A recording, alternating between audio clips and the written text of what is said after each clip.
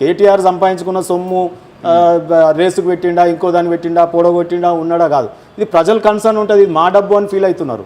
ఆయన ఎవరు ఇయనీకి అన్నట్టు ఉల్టా ఉంది. సో ఆయన రాజకీయంగా పరిపక్వత చెందలే కేటీఆర్. అపరిపక్వంగా ఆయనకు ఉన్నటువంటి పొలిటికల్గా కానీ లేకపోతే ఉద్యమ కాలంలో కానీ తెలంగాణ స్వభావం కానీ ప్రజల స్వభావం కానీ ఆయన అంతకుముందు గుంటూరులో నీళ్ళు తాగే హై స్కూల్ చదివేటప్పుడు, పూనాల గ్రాడ్యుయేషన్ అప్పుడు చదివే, పీజీ అప్పుడేమో అమెరికా నీళ్ళు తాగే, గండిపేట నీళ్ళు తాగుతాయి కదా. గండిపేట నీళ్లు తాగితే ఏమంటారు వెనకట, గండిపేటగా జో పానీ పియేగా ఓ వాపస్ నై జాయేగా. సో ఇక్కడ నేల స్వభావం కానీ ఇక్కడ తెలంగాణ ఆత్మగౌరవం కానీ తెలంగాణ ప్రజల ఆలోచనలు కానీ ఇవన్నిటికీ డిస్కనెక్ట్ చేసుకున్న నాయకుడు, అపరిపక్వత చెందినటువంటి నాయకుడు. సో ఈ చట్టాలకు భయపడే నాయకుడు అనేటోడు కూడా చట్టాలకు అనుగుణంగా ధైర్యంగా ఇప్పుడు గురించాలి ధైర్యం. ఇప్పుడు ఆయన ఒకవేళ సమస్యగా ఫీల్ అయితే ఆయన నాయకుడిగా ధీరోత్తముడిగా ఆయన వెళ్ళి ఏసీబీ కానీ సిబిఐ కానీ ఈడీ కానీ ఫెమా కానీ ఇవన్నీ ఫేస్ చేయాల్సిన అవసరం.